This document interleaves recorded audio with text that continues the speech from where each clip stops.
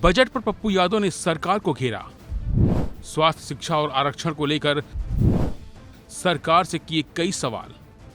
ये जो मजदूर है 40%, 10 साल के अंदर इस पर कोई काम वर्तमान सरकार ने नहीं किया। खास तौर पर अनुसूचित जाति एससी, अनुसूचित जनजाति एसटी, पिछड़ा वर्ग ओबीसी आरक्षण के संदर्भ में आप उठा करके देखिएगा, जितनी प्राइवेट नौकरियों की बात आई नियोजित, उस पर कभी भी आज तक सभापति महोदय निजी आरक्षण को लेकर के वर्तमान सरकार 10 सालों में कभी भी किसी भी बजट में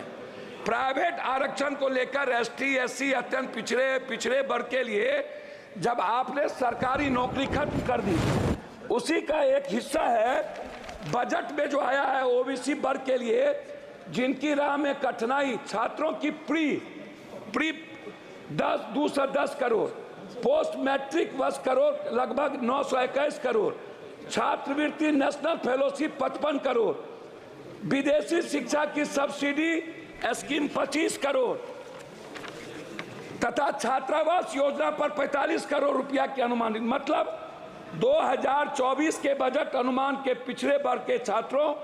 और अनुसूचित जनजाति की उच्च शिक्षा विकास के लिए योजना सरकार में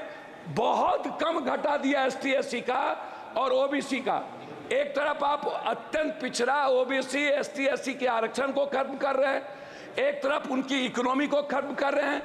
विदेश जो एसटी एससी ओबीसी के बच्चे जा रहे थे, उसके लगभग पैसे आपने 3 हिस्सा कम कर दिया। तो मेरा उसमें कहना बिल्कुल साफ है कि अध्यक्ष महोदय, सबसे जो इम्पोर्टेंट था वो है, आप इसको समझने का प्रयास करिए, वो सबसे ज़्यादा है एजुकेशन, हेल्थ, नरेगा, विडो। मैं सभापति महोदय विडो के बारे में जो 6 पेंशन है, विधवा पेंशन है, वृद्धा पेंशन है, निःशक्त पेंशन है, मैं सरकार से जानना चाहूँगा ये 300 रुपया कब तक आप दोगे? 400 रुपया कब तक? क्या इस पेंशनधारी को 1000 से 2000 रुपया वृद्धा पेंशन को क्या नहीं बढ़ाना चाहिए? दूसरी चीज, नरेगा जिस पर मजदूर निर्भर है, मनरेगा की स्थिति को आपने कितना कम बजट दिया है, आप इसको देख लीजिए। दूसरा चीज जो हेल्थ सेक्टर है, ग्रामीण स्तर पर जैसे कैंसर है, ब्रेन ट्यूमर है, हार्ट है, जो संक्रमण बीमारी है, जो ओबीसी अत्यंत पिछड़ा दलित वर्ग आर्थिक रूप से वो नहीं कर पा सकता है,